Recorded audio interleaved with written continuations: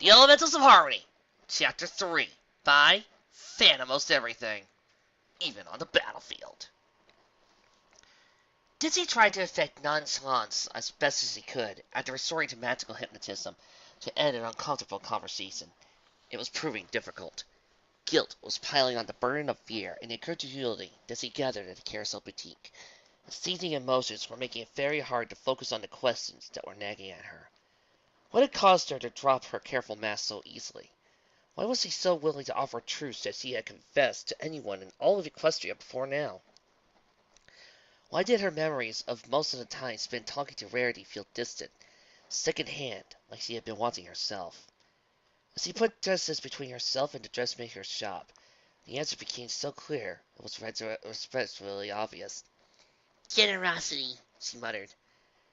The haze of blue mana that surrounded the shop was attracted by that of the element of harmony. It had insinuated itself into a mind all too receptive to its influences. Blue magic was, among other things, about information and knowledge. And as the saying went, information wanted to be free, even if the holder of that information didn't. It was that magic that loosened the Pegasus' tongue. Dizzy sighed. That's what she got for not keeping up any mental divisions. Years of the idyllic peace and general absence of mind control in Equestria had made the possibility of a unicorn detecting strange magic around a Pegasus seem like a bigger risk than a psychic attack. Well, at least he now knew. And that would be especially handy for dealing with the element of honesty. If the boutique had lifted her tongue, the Slia Blakers would unscrew it completely as he went unprepared. Deep in such thought, the mailman wasn't really paying attention to where she was going, and as such, passed by a certain tree library. She became alarmingly aware of her location once she got sufficiently close, as did every pony in earshot. It's hard, after all, not to notice a faint shout of, "Sweet Celestia Solar Solegro!" Hey, I thought we didn't get to use the unusual euphemisms of weird Celestia cursing until Fallout Equestria. While the crowd had traded concerned looks and sighs of, "Well, how there goes Derby," the Green Mare was met with a kaleidoscopic explosion of color, like a continued sonic rainbow. Instinctively, she took to the air and promptly got tangled in the building's branches. As she struggled with blindness and branches and light, the sensory overload began to leak into a full synesthesia.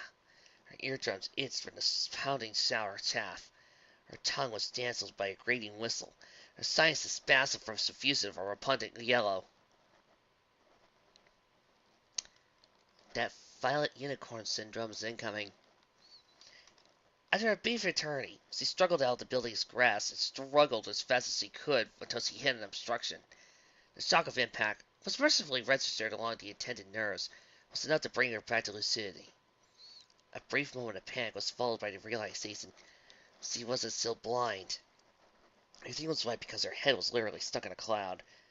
A moment's struggle removed her from the puff, allowing her to warily look at the library. Magic. She knew the element of magic was, unsurprisingly, attracted all colors of mana, but the intensity of its field had been roughly that of the other elements only a few days ago. Now it was overwhelming her mana sight like a spotlight placed an inch from her face. Yet from here, the sheer quantity of mystical energy that overwhelmed her appeared like an ichor's aura. A thin rainbow outlined Twilight Sparkle's home. Pure elemental magic. I can't use it close. The earlier emotional turmoil was forgotten, now that she had actual physical pain to deal with. Gingerly placing herself on the cumulus cotton ball she had hit, Dizzy decided that a brief recuperative nap was decidedly in order. Dizzy go to the one remaining element that wouldn't require extensive preparation to get through. Hopefully. Years in the past, but even fewer. In her forays throughout the multiverse, Dizzy Dew had determined that there were a few fundamental concepts.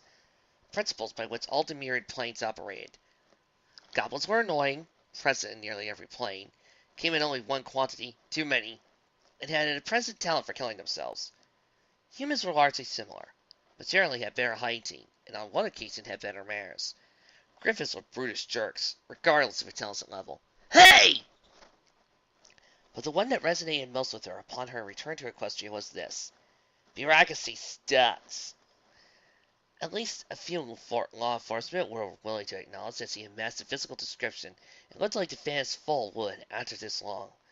Sure, it was embarrassing for a case of serial leads to spontaneously solve itself, but at least the police accepted that he was, in fact, Ditzy do, especially when magic corroborated the claim. But that was enough for the Cloudsteel City administration? Of course not.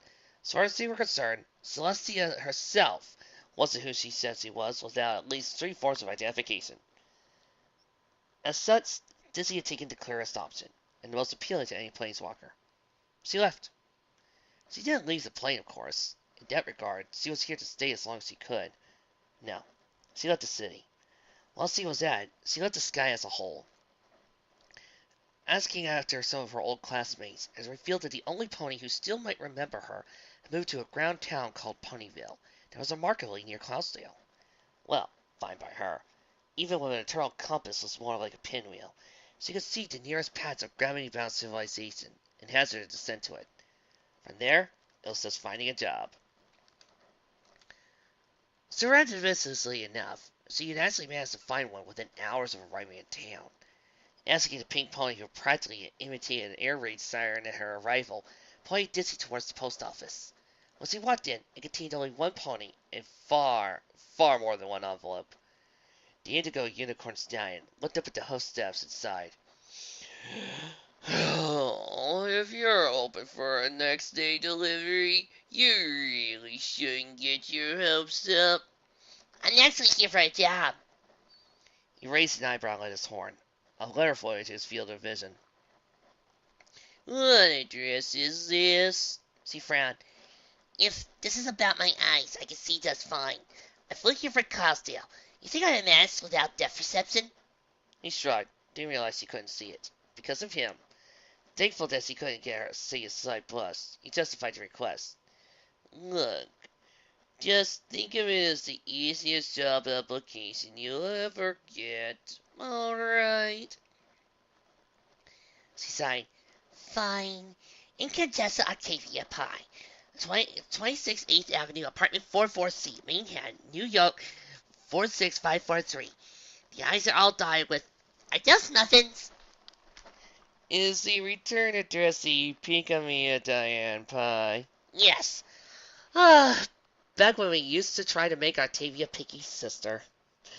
Those were the days. Back before we knew that Marble was as cute as a button. Mm-hmm. And back before we knew anything about Maud. Hello. Memories. And they're more likely cupcakes. The envelope sailed out of point of view, revealing a very relieved Cookie Pony. In any case, welcome to the Ponyville Post Office. My name is Address Unknown. Ditsy do. She looked around at the paper-stuffed envelopes. How many post ponies are there in this town? The address smirked. You swelled up proud ranks by 100%. Great. Have I mentioned how truly grateful I am that someone finally came to help me? Well, since we haven't discussed my starting salary. A smile of evil didn't simply belong on any pony, not devoted to bringing out an eternal night, yet there it was! The purple post pony bit back a curse. Oh, this filly was good. In the months since Ditsy doubled the post office workforce, its efficiency had been steadily on the upswing. With both unicorn precision and Pig's speed tipping at it, the seemingly insurmountable backlog shrank on a daily basis. Ponyville, by large, welcomed its new mail mare with open wings and forelimbs. Even an offensive early accident had saddled her with a dim-witted reputation, an aggravating nickname that were proving impossible to book. Still, she had been able to reconnect with her old acquaintances before her disappearance. It was building new friendships as well. On the other hoof, there was Dress Unknown. As his name implied, he was an anomaly, an unexpected variable, with which Ditsy just didn't know what to do. Any attempt to get a read on his nature was stored by a flawless mask of snark and sarcasm. Oh, Ditsy was well enough versed in these such things, but it was still a tough experience on plane after plane that was far less idyllic than Equestria. She couldn't help but wonder if trying to manage an entire post office on one's own was so stressful and provided an equally cynical viewpoint. Still, asking about his past would inevitably lead to hers, a subject both were happy to leave undisturbed. One day, however, the postal's dynamic underwent an unexpected shift. Instead of playful jabs and nicknames, Address was exuding raw hostility, passive aggression. Nothing did seem to satisfy him. Coffee was undrinkable, soaring was unacceptably slow and error-prone, envelopes sliced through the air with a forkful of sticker snacks as the artificial grape-colored unicorn's anger leading to his magic. It wasn't until returning from the day's deliveries into a subtle voice, "Took you long enough," that the Pegasus so to speak up. First he tried to use a camaraderie. "Jeez, what crawled up in your nose and died?" Unicorn said nothing, continuing to sort the still undelivered letters like a ninja practicing with a particular shuriken. Dizzy approached the dress desk, and in a more sincere tone said, "You know, if anything's wrong, I'm here for you." "Who asked you to be?" She stopped in her tracks. She never heard such pure, barely restrained malice in Equestria. "I'm your friend, Address. That's what friends are for." "Friend, please." He tackled the ugly chandelier in an out-of-town cubbyhole, so hard that the building gave a slight shudder. "I never asked for your friendship." "Well, I'm sorry. I thought that in a two-pony work environment, the ability to tolerate one's co-worker would be helpful. I suppose I was mistaken." He shifted his gaze to meet hers. Dizzy flinched, but her heart did skip a beat. There was rage there, yes, but the puffy bloodshot eyes told of sorrow. "Do you know what every pony calls you when they think I can't hear them?" "Derpy hooves?" "No, they call you my replacement." He looked over the service counter for a better vantage point. "Do you have any idea what it's like to have some pony show up literally out of the blue and upstage on you on what's supposed to be your special talent?" "Believe me, I know all that too well. Well, it's a Frenchies." "But I don't want to replace you. You taught me everything I know." "And how long did that take? A week? Less? What's the point of my existence if some bubble-flank out-of-towner can just waltz in and render me obsolete in a matter of days?" "You think I could do this on my own? You think you could? Because it's only because we're working together that we're doing this good of a job."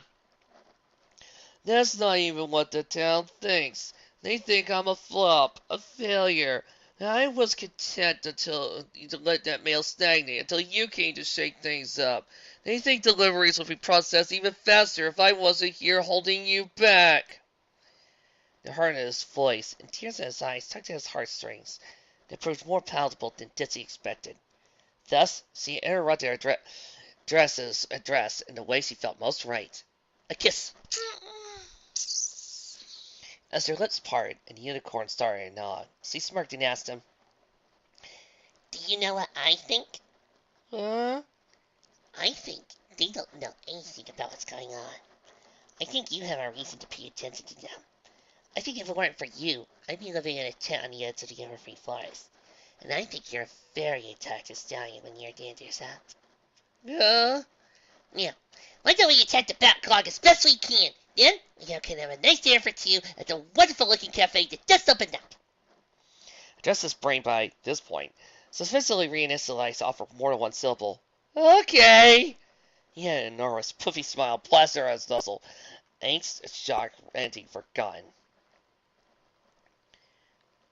"Do you, Dresden and Lillian do, take this stallion to be your awful little husband, to nibble and to nuzzle, for better or poorer, in sickness and health, until death do you part?"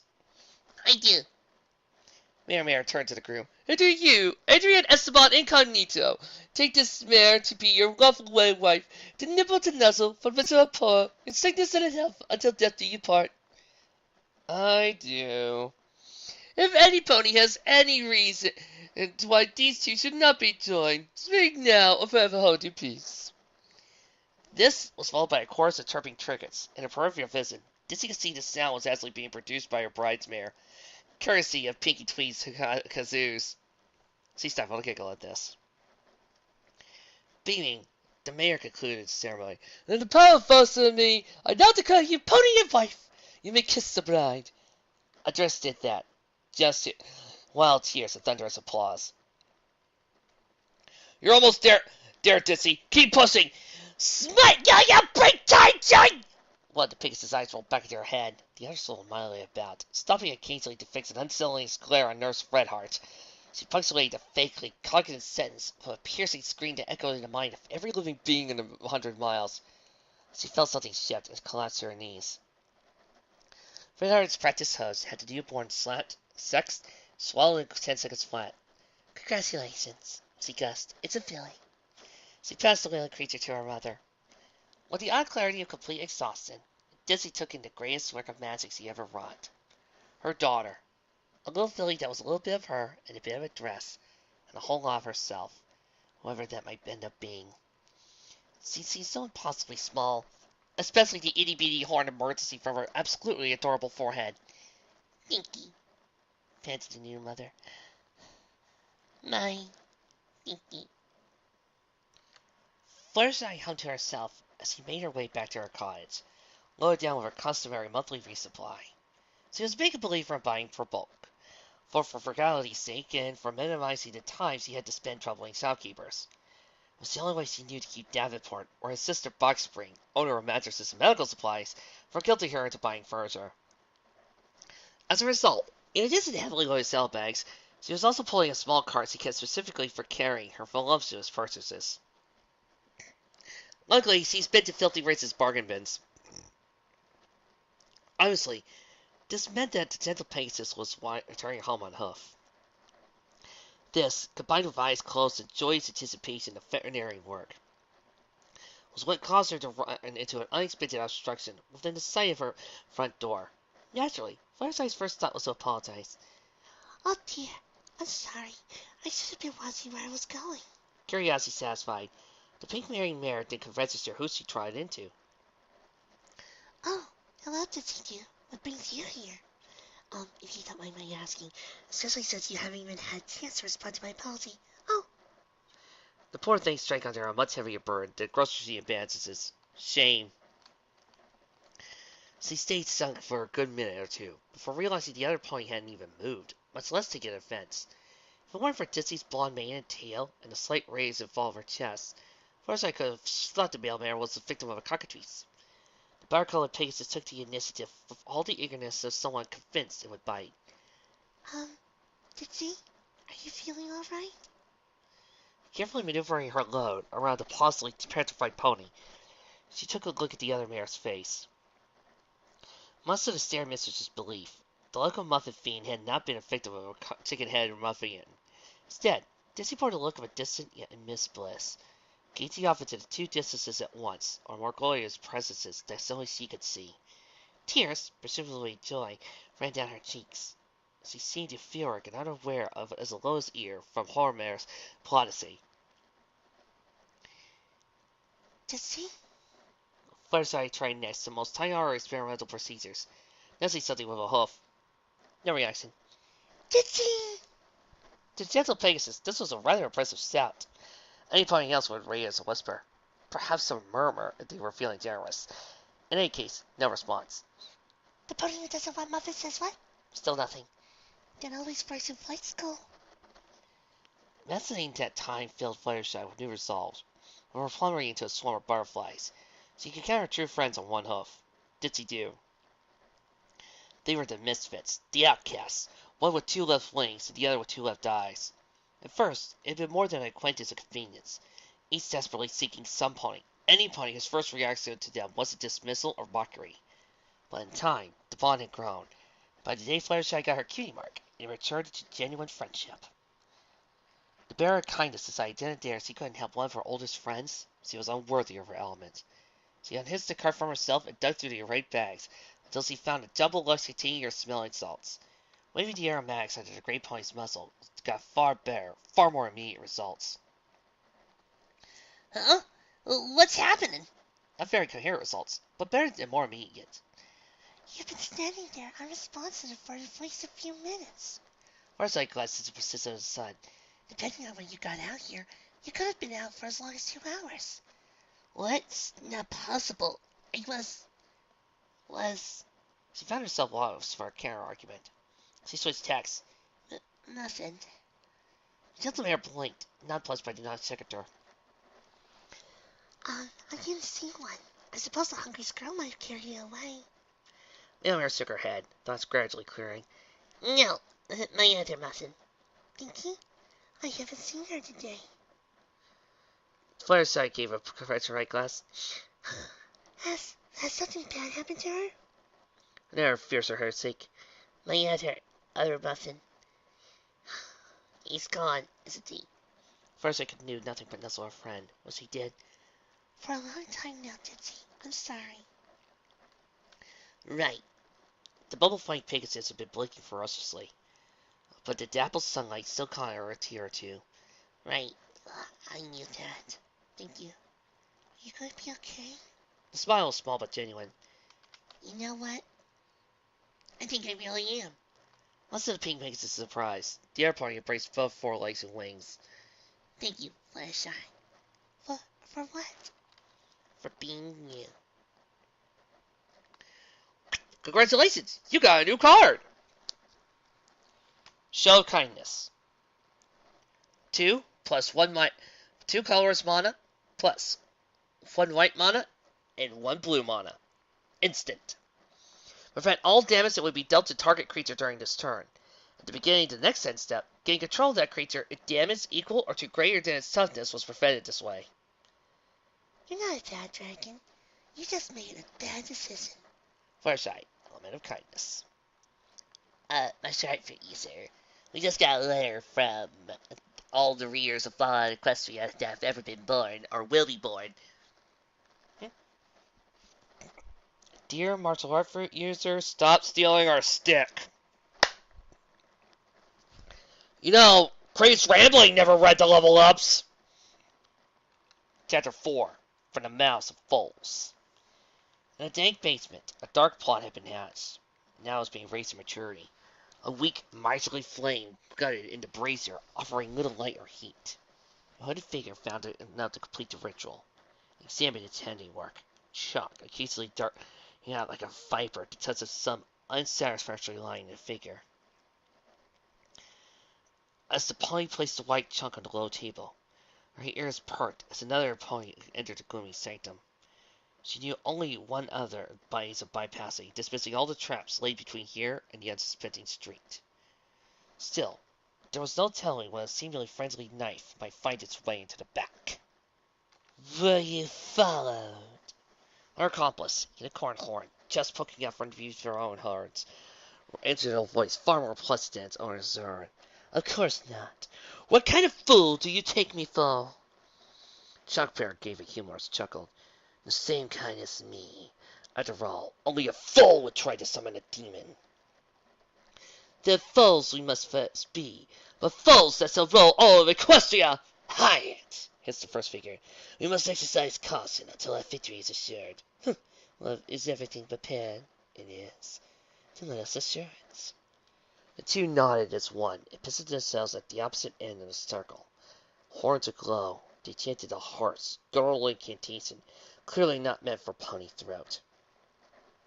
With a final, larynx-scraping syllable, each bit of lip and spat blood onto the chalk design, which was now glowing in the otherworldly light. Once the final fluid hit the ground, the light turned just as red. It came a burst of flame and a reek of sulfur. Then, before the conspirators stood a demon. The blasphemous being was generally equine in shape, was closely resembling a Pegasus in form, but its wings were as a dragon's. They, like the fiend's coat, were as intensely crimson as the blood that they called it. Its mane and tail were masses of rolling, lightless hellfire. The fallen one had materialized with a flank facing each summoner, thus reflexively glanced at his cutie mark. Both were red, wincing as they tore their eyes from the tear-inducing sight. Whatever hard glyph symbolized this monster's domain, it was too horrible for the mortal mind or eye. The beast made a cruel smirk at the self-inflicted pain. Who dares call one for the depths of hell? Its voice was like burning wormwood, smoky, toxic, and unhealthy for any pony nearby. Both demonologists were alarmed, briefly at a loss, stunned by their horrific success. Finally, with the one with the voice of poison honey answered the red menace. O mighty Skullcraft, we bind you in your need to perform for us one service of our choosing. Skullthroll narrowed his eyes and hissed and spat, and spoke of rage. Still, though each word seemed to be dragged out of his maw, it answered as the grim ward had said it would. By my name, I must perform as instructed. Name your task. Oh, great and terrible Sugoth, intoned she who had drawn its missing bindings, we call upon you to strike down the accursed sun tyrant, and usher in a new age for Equestria. The demon paused amid scowl, a terrible smile coming to its hard lips, a triple roar of razor fangs. A laugh like the last tears of hope burned in his chest. Excellent. Had you merely asked me for your conquest, I would have driven you mad and let you slay one another. But instead, I shall call for you a sloth of destruction, the likes of which pony has never seen. The druids bet, let out loose gale of maniacal laughter. Though their ears bled for the accursed black mirth, the robed unicorns joined in, ceasing only when an arrow suddenly bloomed in one's forehead. As the body collapsed, her ally and beast turned to behold an earth pony, dropping a bow with a grin. She was clad in naught but a siege sword and her own corded muscles, the latter rippling neath her rugged coat as she drew the former. With what ease of long practice, she both felt the massive blade in her mouth and spoke through its hilt. Your skilled witch, most devils vanish once their colors falls, said with gasp of both heart and recognition. Avalon the Barbarian! Those were her last words, for a breath later, the mighty sword Dragonfan beat deep into her breast. Sapalong tugged a stout weapon, the unicorn's black heart, as she joined her fellow swords in ignoble death. Kron's favorite daughter turned her steely gaze, an equally steely sword on the hellspawn. Bless her, displeasure, it still had not evaporated into a cloud of brimstone. So, you were my hero stale! The demon gnashed its teeth, spread its wings, and flared its beautiful mane. All you have accomplished by slaying those foes was freeing me from this thrice seal. Now I may feast on your stupidity. Ha! The creature of the abyss interrupted its boast, when it noticed the Cimmerian wasn't paying attention. Hey! I'm not done! Furrowing her mighty brow, Epilogue let Dragonfly fall from her jaws as she spake. Boy guy, you're supposed to be dying! Put that horn glow of yours! Skulu had indeed. The lilac filly's horn had a light shining on its tip. He got backed up, despite their protests, removing the crusader keeps he had been using what was the spooky culted hood. Now she could get a better look at it. She considered her horn and smiled. Oh, that's my tinky sense. Tinky sense? Sleep doubled to upright, looking around frantically. Is something gonna fall? Is it a monster? Is it bees? No, it's bees! All three Cutie Mark crusaders performed a time-honored Ponyville crisis reaction, panicking and running to nowhere in particular. This was interrupted by a very loud, piercing whistle. The trio turned to the now listening, thinking, It's not like Pinky sense. Those heroes didn't want to name it. My horn just does this when my mommy's getting close. she scanned to her right and pointed a hoof. See? Sure enough, in that direction, there was a gray shape amongst the Sunday air traffic. Whoa! A parrot detection spell! Enthused Faces. That'd be way helpful when Mom's trying to catch me reading culted books. Heptablin frowned. Why does your pal give them those books if you're melting while reading them? Skilless smirked and replied, as only a true Rainbow Dash fan Philly would. 'Cause my dad's at least 20% cooler than she is. Well, he is a royal guard. Sweetie's fellow's attention wasn't so quickly diverted. Do you think you could teach me a sister detecting spell? Yeah, Philly shrugged. It's not really a spell. It just kind of happens. It's sort of like a... She paused, to make sure the unhorned crusaders were occupied, and leading to whisper. Like I'm on a leak. Sweet's eyes widened as Dinky scratched the ground. A monoleak was an embarrassing instance of unintentional magic that could affect a few unicorns well into fullhood. It was usually triggered by some intense emotions or dreams. The white filly hesitantly asked, You don't. No, not for months. Almost a whole year. Dinky's outburst was enough to attract the other filly's attention. What are you two talking about? Asked the bemused Skidoo. The answer, in almost flawed stereo, was unicorn Stuff. Judging from her frown, the young Pegasus found this response unsatisfactory. Before she could dig further, she was interrupted by the landing of an older winged pony. Hello, Muffin. Love and relief flooded Dinky's system. Hi, Mommy. She rushed to nuzzle her mother. Appearance be darned. Phyllis who said bad words didn't get any dessert. Hello, Miss Ditsy, chorused the Crusaders. I guess it's time to go. Asked the blonde filly, regret realizing her tone. Her mother smiled. Actually, I have a bit of business at Sweet Apple Acres. You and Apple Bloom can talk on the way. Now, where's Big Macintosh? Well, here, Miss Ditsy. It was a credit to her self-control that the Pegasus didn't go airborne when that deep voice came from right behind her. Oh, you startled me a bit. Words hung open, opening her jaw. Oh no, drawled the work girls. What can I say? I'm a softy when it comes to my little sisters. Cardboard links had been taped onto the harness he habitually wore, along with triangles of the same material that went along his spine. Skillo gave a cheery grin and an explanation. We were being crew Cutie Mark Crusader Pulp Heroines, fighting dragons and demons and all sorts of stuff. Sleevell chimed in. It was all pretend, so we were also being Cutie Mark Crusader actresses. And Cutie Mark Crusader storytellers, said Apple Bloom. Oh, Big Mac, don't act like you didn't love it. All three cried out, Cutie Mark Crusader multitaskers! Yay! Ditsy winced a little for the point-blank outburst, but managed to keep a smile going. Well, it certainly seems like you fellas had a lot of fun today. It was all thanks to Dinky, guessed the young Pegasus. Oh. The bow-weary are feeling not in agreement. Uh-huh. So yeah, they have to do the stuff that need a whole lot of tails to do real well. That way, we can try even more stuff unusual. Ditsy managed to keep herself from cooing over how adorable the trio was being. The fact that each of their flanks was still blank as the day they were born was apparently immaterial. They had been having too much fun to care. Well, I'm afraid that'll have to be enough crusading for today. It's getting late, and I'm sure your siblings and parents don't let you out after dark. Indeed, the western sky was filling with the warm hues of sunset. Yeah, sunset is kind of warm. It's snuggly. Oh, no, I don't. Big Macintosh noted. Moments of disappointment were quickly forgotten as arrangements were made to get every pony home. Skidoo buzzed off with Sweet Belle in tow, while the dews and apples made for Sweet Apple Acres. As the fillies happily chattered about their own concerns, the adults were, for a time, silent. Surprisingly, it was Big Mac who spoke first. If you all pardon my pride, Miss Ditsy, what do you all need to do at the phone? The prepared story came easily to mind and tongue. A few things I need to talk to Applejack about. So, Cyrus.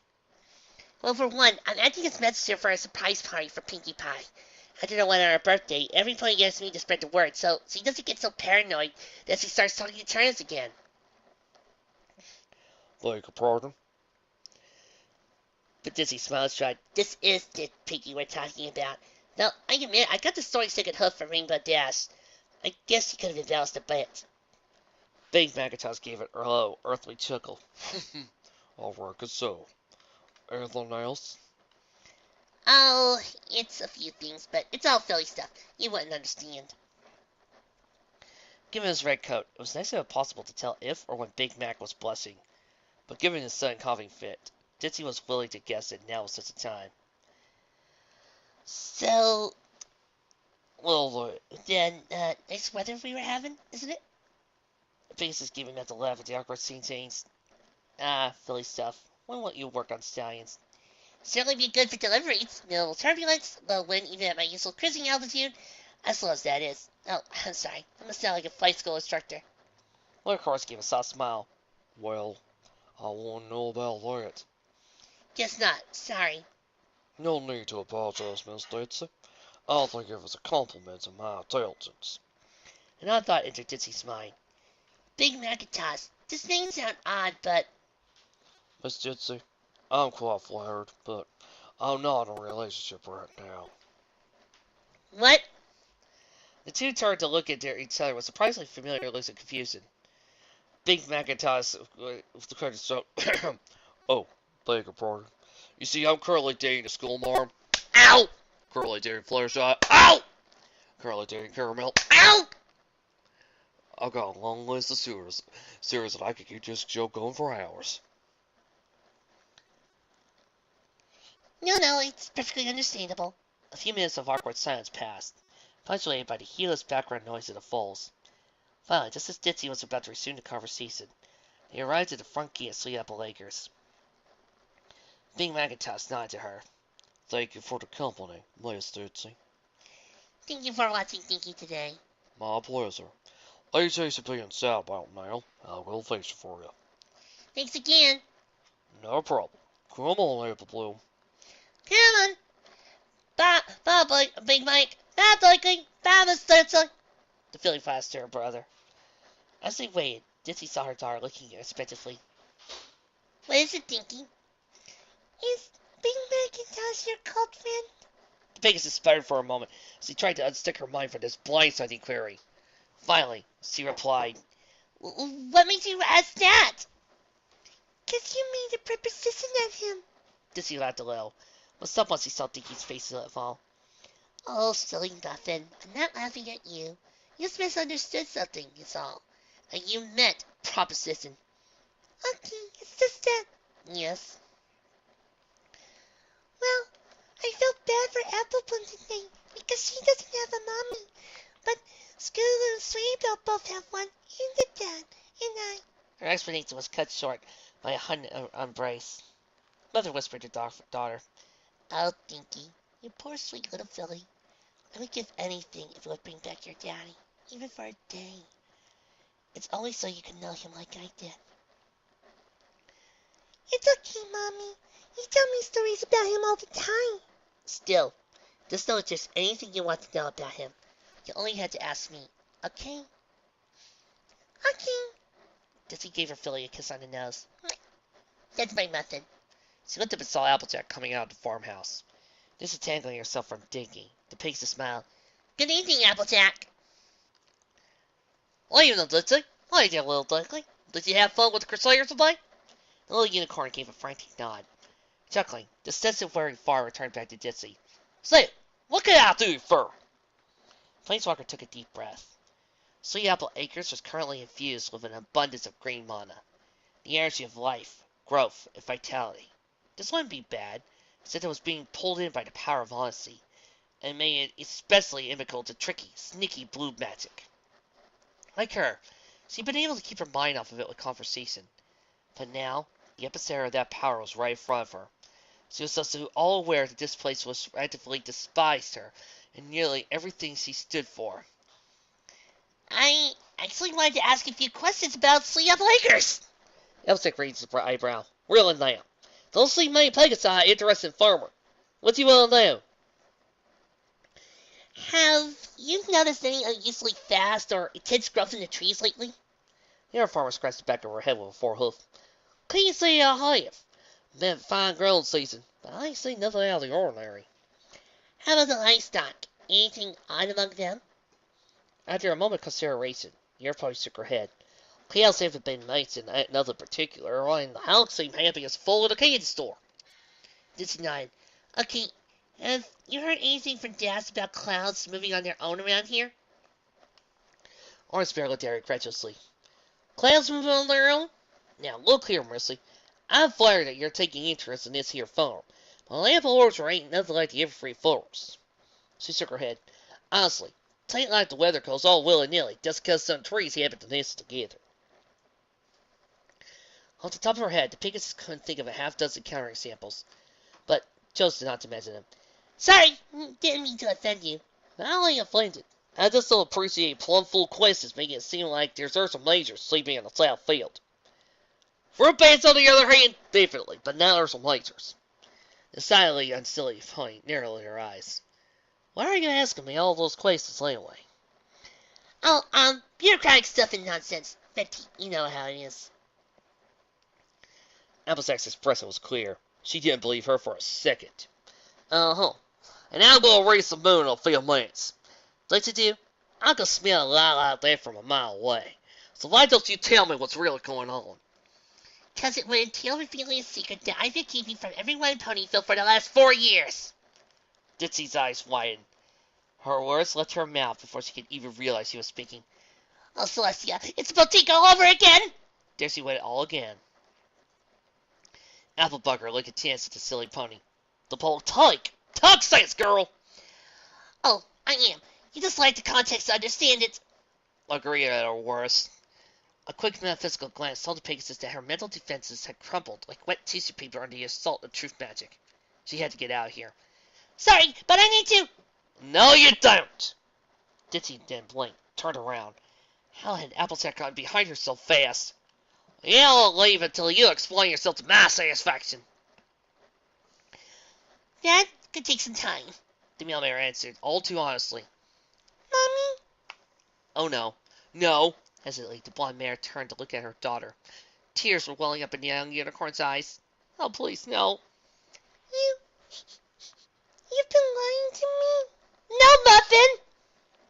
Oh, dear sweet princess, it's not her daughter. But her tongue wasn't finished. You never asked me anything I've had to be dishonest about. Not even where foes came from. Dixie's expression shifted of sorrow to curiosity. Where was the nearest wall? Dixie felt a sudden and pressing urge to repeatedly drive her face into the nearest wall. But you have been lying to me, haven't you? Yes! This is bad. This is double plus bad. About what, if I may ask? You may. Eternally, see once or some degree of coal. For, among other things, yes. The Forest Triplets do think you and Rainbow Dash are having a clandestine lesbian affair. Watching Yoris hair grow redder, then paler, then redder again on Applejack's face was fascinating. Like watching Celestia experiment with the sunset. Your sunset. Whee! Yeah, there she is, experimenting with her, playing with her young daughter.